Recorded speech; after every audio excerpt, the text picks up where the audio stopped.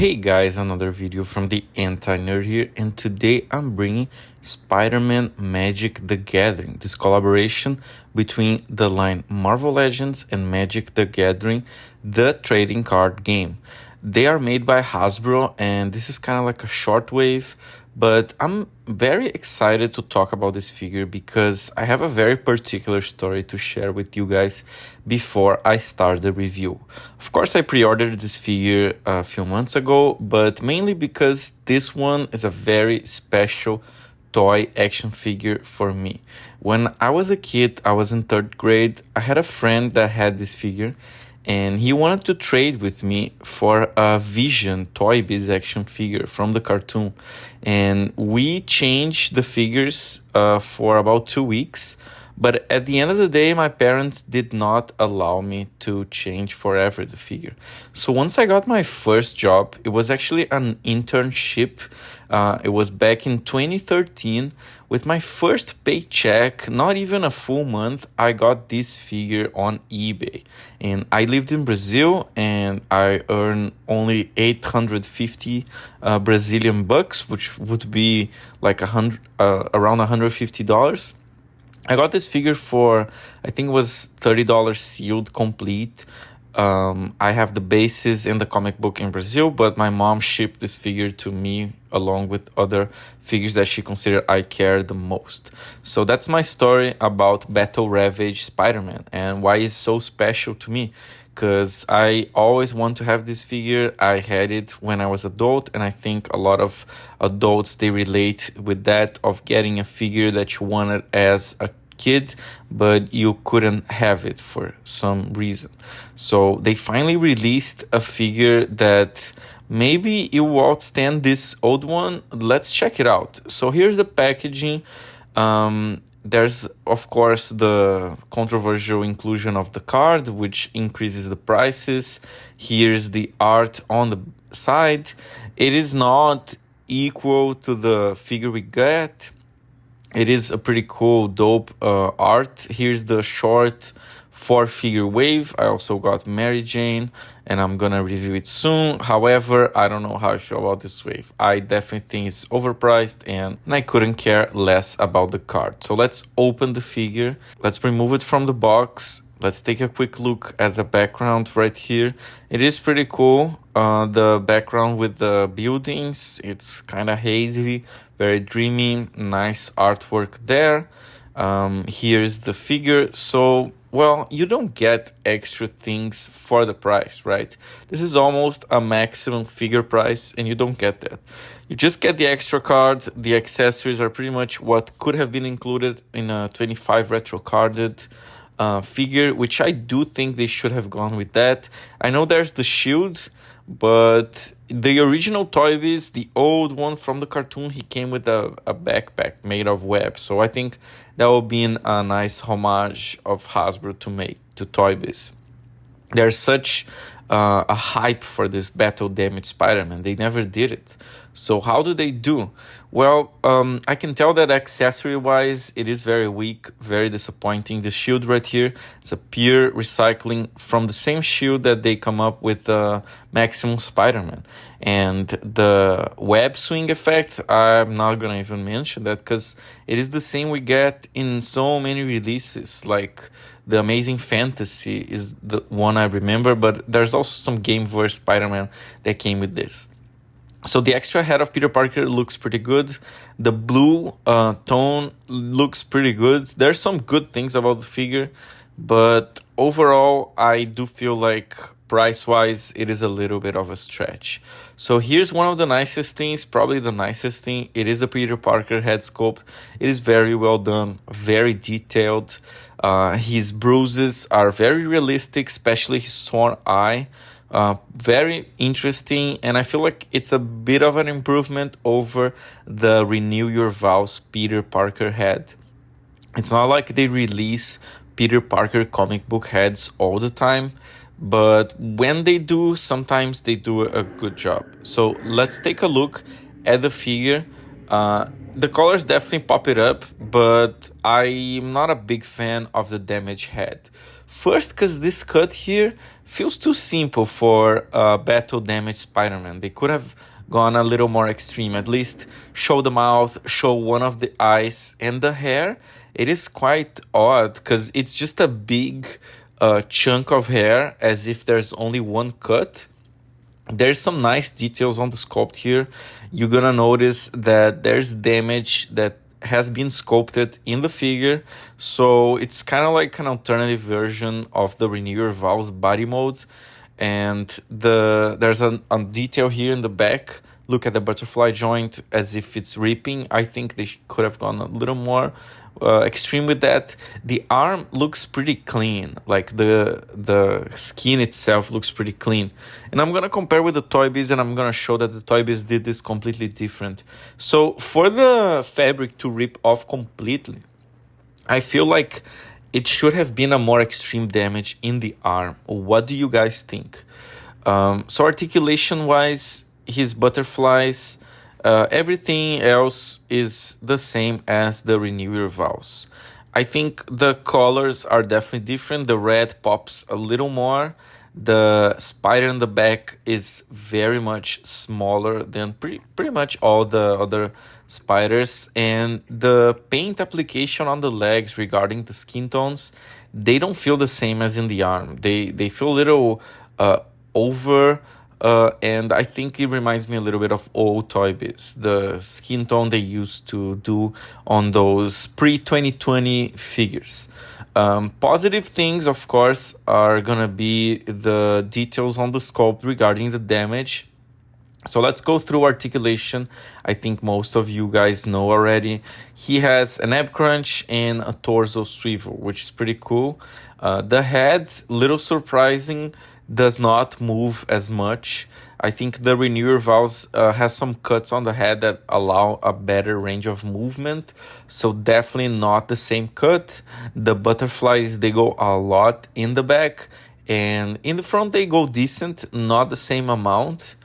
I think they tried to do something, even though the figure is 13 plus for age, they tried to do something kind of in the mid sense, like, oh, we know kids are gonna get it, so let's not go so extreme with the violence and the blood. However, let us throw some blood there.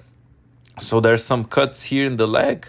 There's a boot swivel and a thigh swivel, and the range in the feet, they are pretty good, I would say. Mine came already kind of soft, like that's not the most sturdy figure I've bought from Hasbro this year, and mine feels a little bit gummy, just so you know. Might be a quality control issue, I'm not sure. I think they definitely made a lot of that. I was able to get it on a discount, luckily, on Target. It was $33 around. So let's swap the heads and take a look. I think the figure looks better because there's somehow a progression here regarding the skin tone. You first see a little bit on the legs, then a lot in the arm, and then it gets kind of complete circle with the head, and it looks more epic, I would say. Don't get me wrong, this ain't a bad head. Reminds me about the eyes that were drawn by John Romita Sr. But as a lot of things that I think about this figure, I'm gonna say it is a wasted opportunity, because it was a very high standard, the Toy Biz, what the Toy Biz did. Kind of like a tear here with the mask broken, the mouth is super expressive, the hair comes in smaller amounts, but it is two cuts. So I think it's more interesting than just one big chunk of head. And the skin clearly has a more dirty effect. And if you guys remember, this figure is based on Todd McFarlane's Torment. So in that story, Spider-Man, he fights the lizard in a lot of dirty environments. So it makes sense. Well, for a battle ravaged Spider-Man, makes sense that he would be thrown in the concrete, in the ground, in some dirty environment. So I don't get it why he looks so clean. His wounds look clean. His arm looks especially clean. So with the Renew Your Vows head, I think he looks a little better. without that big chunk of hair. You can see that the Renewer Val's head has a better range of motion because of the cuts. And I don't know, I think the big eyes, they definitely help this figure pops. So let's put the Peter Parker head on the Renewer Vals. I think if you do have the Renewer Vals, you can have a decent fun with the swaps. The blues are completely different. I personally like the brighter blue. But I do think that the Renewer Vals did a good job. It was a little bold to do so dark, and the Maximum Spider-Man even darker than that. But yeah, those figures, they go along together. They use the same body mode, and they kind of portray the same Peter Parker design, right? So here's with the Renewer Vals. Let me know in the comment section which head do you prefer. And here's the original head. It is cool. It's not totally awful, but it's just a wasted opportunity. And he also has a hip drop that I forgot to mention. He is more subtle than the Maximum, but it definitely helps with some of the most extreme spider poses. So there's definitely the hip drop here. And here's the comparison with the retro. The red tone on the retro, it is super darker. The blue, it is slightly darker. The retro has pins, but other than that, they kind of have a similar body mode. Height-wise, they're definitely compatible, but the retro does not have the hinge on the toe. Here's the retro head with the new body mode. The reds don't quite match, but I think it's not totally off, and I think the head was a little small. So here's Peter Parker from the VHS set. This is the animated Peter Parker. His head is more yellow than the original skin tone of the Battle Ravage Magic the Gathering. But I don't know, maybe you can add it in your pictures to make it look similar. I wouldn't go for it because the cartoon's not such a violent cartoon, so there wouldn't be that much blood, so it's not faithful. But there you go. This is also the Peter Parker damage head on the retro body mode. It looks good because this head is amazing and will look good on this type of body mode. Here's the Battle Damage Spider-Man head on the Ben Reilly body. I know for a lot of stories Ben Reilly is blonde, but sometimes he's portrayed as same as Peter Parker. And here's the Renewer Val's body mode with the new Spider-Man Battle Damage head. It is a little loose on this one. I'm not sure why. The retro head also got very tight on the new body mode. Here's my definitive Spider-Man. I showed you a lot. I don't know if the camera will catch it, but the tones of blue, they're not the same. The VHS one, it definitely leans a little bit more towards purple, but I don't think that the camera is getting that properly. So here's the Battle Damage with the Ben Reilly Bubblehead, which I'm a fan, but I think it looks better overall in shorter body modes. So yeah, that's my take on how it should look. I think it looks better on with the Peter Parker damage head. Very cool head, very well done, and definitely a high point. But I'm gonna show you something to you guys. They could have included for the price this very simple tweak. Just put the extra hand of the VHS set with the mask, right? They could have made a version with this particular mask but damaged, and then him holding. It would be so much better, would already justify a little bit more the price. Here's the Maximum Peter Parker head. It looks a little less worse than I thought it would. Here's the VHS Spider-Man animated series head on this new Battle Damaged body mode. It doesn't look awful. If you like that format of eyes, that shape of eyes, maybe that's for you. It's definitely not for me. I prefer some other ones. And of course, let's compare quickly with the Maximum Spider-Man. Maximum Spider-Man tone of blue definitely looks almost black compared to the new Battle Damage Spider-Man. And he's way shorter. There's also a few differences. I notice a lot the shape of the toes right here.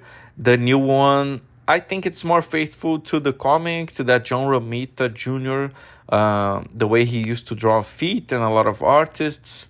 And there's also the web lines on the Maximum. They have way more webs, they're thinner.